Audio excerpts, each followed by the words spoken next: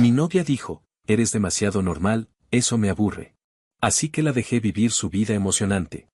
El karma fue duro. Siempre he sido una persona introvertida. No soy tímido en exceso, pero disfruto mucho estar solo, trabajar en mis cosas y tener rutinas claras. Desde joven entendí que no quería una vida caótica ni depender de nadie económicamente. Tal vez eso me hizo madurar antes que otros, o tal vez solo soy así. En 2021, cuando aún no era tan común que todo el mundo quisiera crear su propia marca, decidí lanzar una marca de ropa por internet. No fue algo improvisado. Pasé meses investigando proveedores, diseños, costos, logística y publicidad. Al principio vendía muy poco, pero fui constante. Reinvertía casi todo lo que ganaba y trabajaba muchas horas al día. Con el tiempo, el proyecto empezó a dar resultados. Hoy en día mi marca factura bien. No soy millonario ni mucho menos, pero gano lo suficiente para vivir tranquilo, ahorrar y darme algunos gustos cuando quiero. No dependo de nadie, no tengo deudas importantes y eso me da mucha paz mental. Reconozco que soy un poco obsesivo con el trabajo. Me gusta tener todo bajo control, inventarios, números, campañas, tiempos de entrega. Paso muchas horas en casa porque ahí tengo mi espacio de trabajo. Para mí no es un sacrificio, es una elección. Mi objetivo siempre fue claro, tener una casa amplia, cómoda, y un auto bonito, no por aparentar, sino porque representan estabilidad y el resultado de mi esfuerzo. Conocí a Roxana cuando ya llevaba tiempo con la marca. Ella sabía perfectamente cómo era mi estilo de vida desde el inicio. Salimos durante 1 año y medio. Al principio todo parecía funcionar bien. Ella era más sociable que yo, le gustaba salir, conocer gente, improvisar planes. Yo era más reservado, pero nunca le prohibí nada ni intenté cambiarla. Pensé que podíamos equilibrarnos. Durante el primer año, casi no hubo problemas. Salíamos a comer, veíamos series, viajamos un par de veces, nada exagerado. Yo pagaba la mayoría de las cosas porque podía hacerlo y no me molestaba. Ella trabajaba, pero no ganaba mucho, así que yo asumía varios gastos. El cambio empezó de manera muy sutil. Comentarios que, en ese momento, no parecían graves, pero que con el tiempo se volvieron constantes. Recuerdo una de las primeras veces que me dijo algo como: ¿no te aburres de estar siempre en tu casa? No lo dijo en tono agresivo, más bien como curiosidad. Le respondí que no, que ahí trabajaba, que me sentía cómodo y que prefería eso a salir sin rumbo. Ella solo se rió y cambió de tema. Luego vinieron otros comentarios. ¿Sientes que si aprovechas tu vida? ¿No te sientes triste con tu rutina? ¿Nunca te dan ganas de hacer algo diferente? Siempre intenté responder con calma. Le explicaba que para mí aprovechar la vida no significaba salir de fiesta todos los fines de semana. Que construir algo propio, ver crecer mi negocio, me hacía sentir realizado. Que no me sentía triste, al contrario, me sentía orgulloso de lo que había logrado. Sin embargo, ella insistía cada vez más. A veces, cuando yo estaba trabajando, me decía: debería salir más, el dinero es para gastarlo, no para guardarlo. ¿De qué sirve ganar bien si no lo disfrutas? Yo le decía que sí disfrutaba mi dinero, pero a mi manera. Que ahorrar no era sinónimo de infelicidad, sino de previsión. Que no quería llegar a los 30 sin nada construido. Ella sentía, pero se notaba que no estaba convencida. Con el tiempo, esos comentarios dejaron de ser preguntas y empezaron a sonar como críticas. Algo que también empezó a incomodarme fue que, de la nada, comenzó a mencionar a su exnovio. Su nombre es Dylan. Yo sabía que había tenido relaciones antes que yo, como cualquier persona, y nunca fui celoso. Pero lo extraño fue la forma y la frecuencia con la que empezó a hablar de él. Según Roxana, Dylan era el típico chico malo. Dejó la escuela para dedicarse a la música. Tocaba en bares, componía canciones y tenía un estilo de vida bastante desordenado. Algunas de sus canciones tuvieron cierto éxito en TikTok, pero nada grande. Era más bien un éxito local. Aún así, ella hablaba de eso con un brillo particular en los ojos. Al principio eran comentarios sueltos, casi anecdóticos. Dylan siempre estaba viajando. Dylan era muy espontáneo. Con él nunca sabía qué iba a pasar mañana. Yo no le di mucha importancia. Pensé que solo estaba contando historias de su pasado. Pero después los comentarios empezaron a compararme indirectamente con él. Un día me dijo: «Tú tienes dinero para viajar y estar de fiesta todo el día, ¿por qué no lo haces?». Eso hacía Dylan. Esa frase me dejó pensando. No le respondí de inmediato. Solo le dije que no todos disfrutan la vida de la misma forma. En otra ocasión comentó: «Si Dylan ganara la mitad de lo que tú ganas, seguro no desaprovecharía la oportunidad. Viviría la vida loca». Ahí ya no me pareció normal. No era solo hablar del pasado, era usarlo como referencia para juzgar mis decisiones actuales.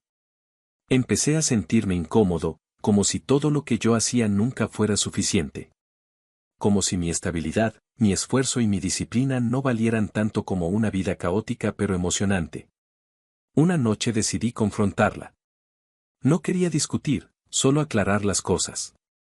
Le pregunté directamente si me estaba comparando con Dylan. Le dije que me parecía extraño que lo mencionara tanto y que sus comentarios me hacían sentir menospreciado. Ella reaccionó de inmediato, visiblemente molesta. Me dijo que estaba exagerando, que estaba sacando conclusiones donde no las había. Aseguró que jamás me compararía con su ex y que solo lo mencionaba como una referencia del pasado, nada más. «No seas inseguro», me dijo. «Yo estoy contigo, no con él». Quise creerle. Me convencí de que tal vez yo estaba siendo demasiado sensible. Pensé que era mejor confiar y no darle más vueltas. Pero la sensación de incomodidad no desapareció. Y ahí me quedé, intentando entender en qué momento mi forma de vivir, que siempre había sido una fortaleza para mí, empezó a convertirse en un problema para la persona que decía amarme. El tiempo pasó y, lejos de mejorar, los comentarios de Roxana se volvieron más frecuentes y más directos. Ya no eran preguntas disfrazadas de preocupación, sino observaciones constantes sobre mi forma de vivir, trabajar y gastar mi dinero. Cada conversación terminaba girando en torno a lo mismo, que yo era demasiado predecible, demasiado tranquilo, demasiado normal. Yo intentaba ignorarlo, concentrarme en mi trabajo y no darle tanta importancia. Pensaba que quizá era una etapa, que se le pasaría. Pero la mención de Dylan seguía apareciendo, casi como una sombra constante. Un día, después de una jornada especialmente larga de trabajo, ella volvió a sacar el tema. Comentó algo sobre lo emocionante que era la vida de Dylan, sobre sus viajes improvisados y sus noches tocando en bares. No recuerdo exactamente qué dijo, pero sí recuerdo cómo me sentí, cansado, frustrado y, por primera vez, realmente molesto. Sin pensarlo demasiado, le respondí de una forma más dura de lo habitual. «Ya me tienes harto con tu Dylan. Si tanto te gusta su vida, ¿por qué no te vas con él?». Lo dije esperando una reacción distinta. Tal vez una disculpa, tal vez que se diera cuenta de cómo me estaba afectando. Esperaba, al menos, que se detuviera a reflexionar. Pero no fue así. Roxana no se disculpó. No bajó la mirada ni intentó calmar la situación. Me miró con una expresión seria, casi aliviada, y dijo algo que todavía recuerdo con claridad. «Tienes razón. Me voy. Tú eres demasiado normal. Eso me aburre».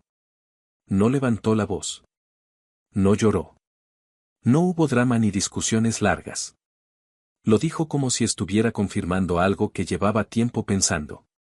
En ese momento entendí que ahí terminaba todo.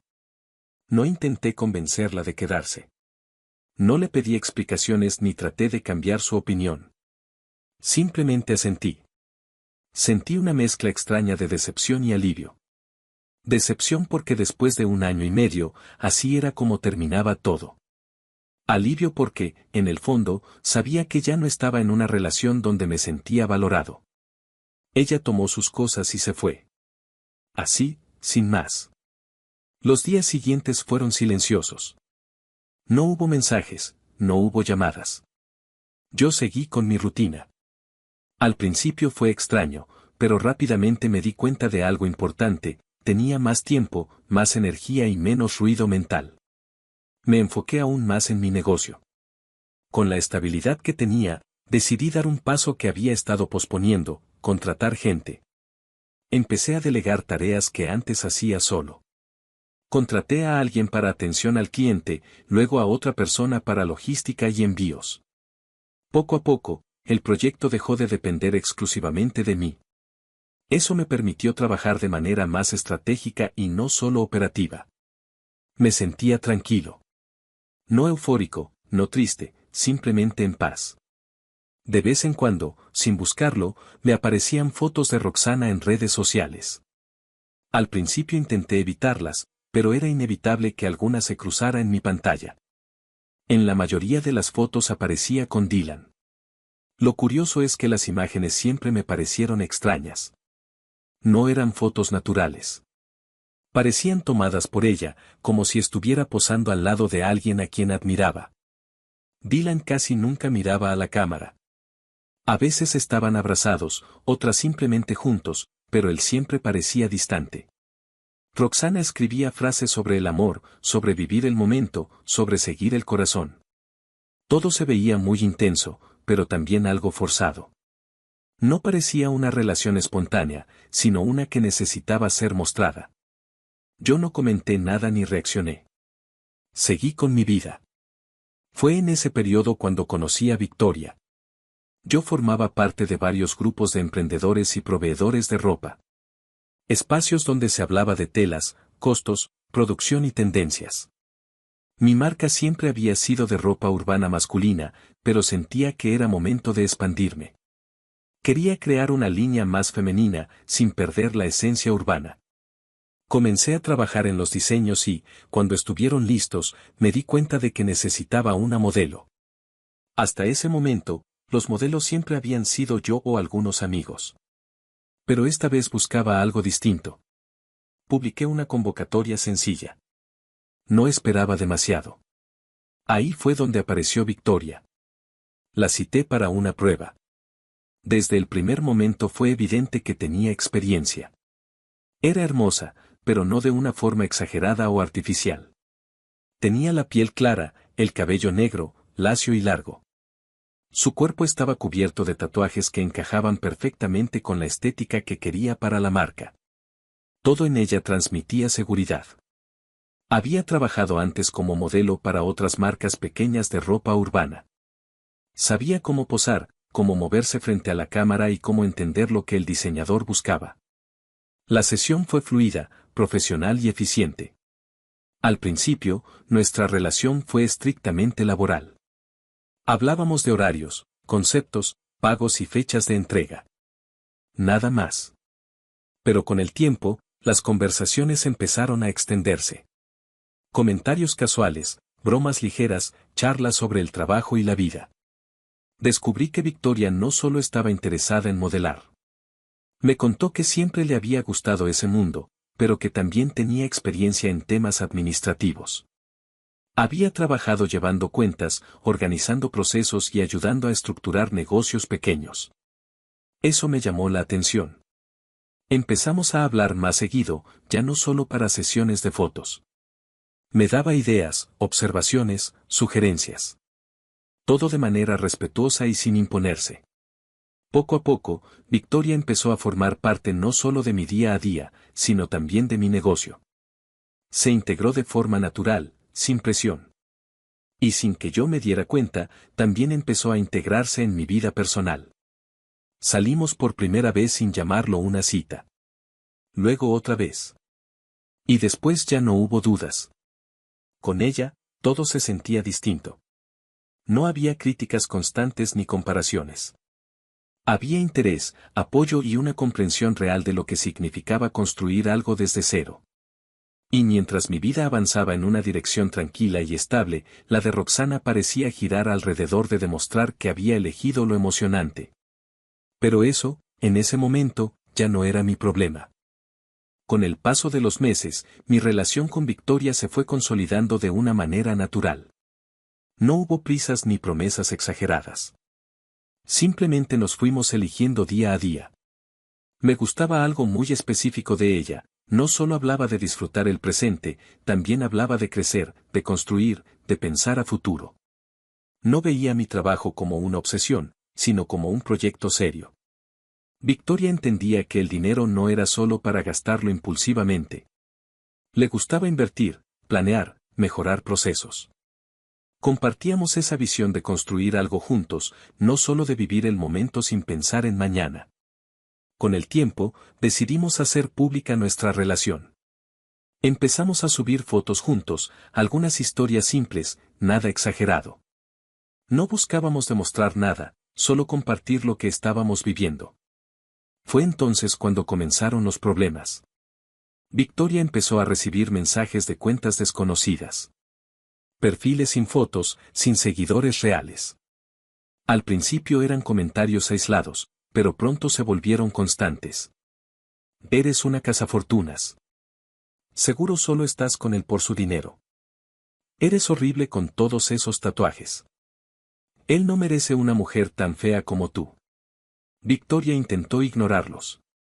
Me los mostró sin dramatizar, pero yo podía notar que le afectaban. Nadie es completamente inmune a ese tipo de ataques, por más seguridad que tenga. Días después, fui yo quien empezó a recibir mensajes. No tardé en reconocer el origen. Eran mensajes de Roxana. Oye, ¿podemos hablar? Veo que tienes nueva novia, si es que a esa cosa podemos llamarla novia. ¿No quieres mejor una verdadera mujer y no a ese monstruo? Al leerlo sentí una mezcla de enojo y decepción. No respondí de inmediato. Pero cuando vi que los mensajes continuaban y que el tono se volvía más agresivo, decidí contestar una sola vez. Le dije claramente que dejara de acosar a Victoria. Que su comportamiento era inaceptable y que no tenía derecho a insultarla ni a entrometerse en mi vida. Acto seguido, la bloqueé de todas partes. Pensé que con eso terminaría todo. Me equivoqué. Un día, sin previo aviso, alguien tocó la puerta de mi casa. No esperaba a nadie. Abrí, y ahí estaba Roxana. Se veía diferente. Descuidada. Ojerosa. Nerviosa. Su mirada no era la misma que recordaba. Sin saludar, me dijo. ¿Sabes? Creo que siempre tuviste razón. Volvamos. Prometo portarme bien esta vez.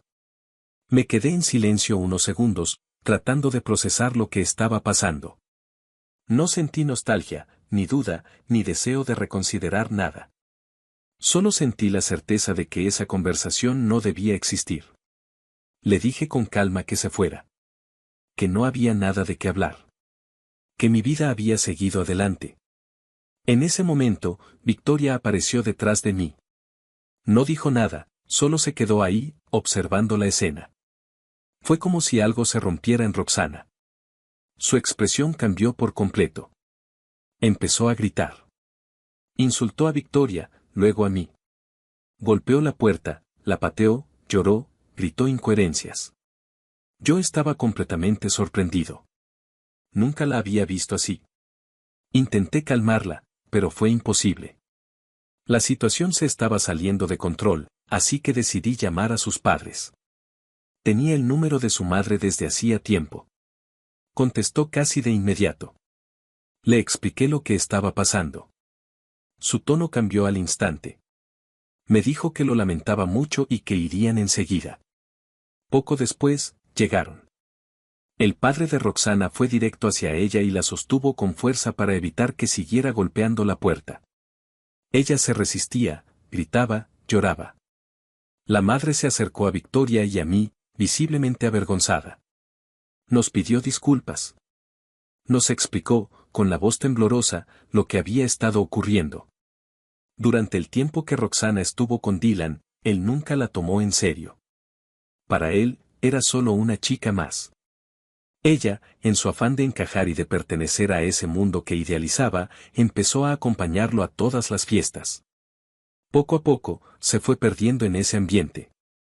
Según su madre, Dylan la introdujo a las drogas.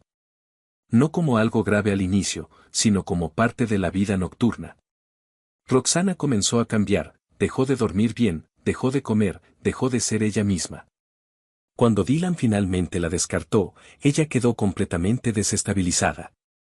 Los padres habían estado intentando ayudarla, pero la situación los había superado. La madre nos dijo que habían tomado una decisión difícil, pero necesaria, la llevarían a un centro de rehabilitación. Yo no supe qué decir. Sentí tristeza, no por lo que fue nuestra relación, sino por verla así. Por ver en que se había convertido alguien que alguna vez fue importante para mí. Antes de irse, mientras su padre la sostenía, Roxana me miró con una expresión que aún me cuesta olvidar y gritó. Te vas a arrepentir.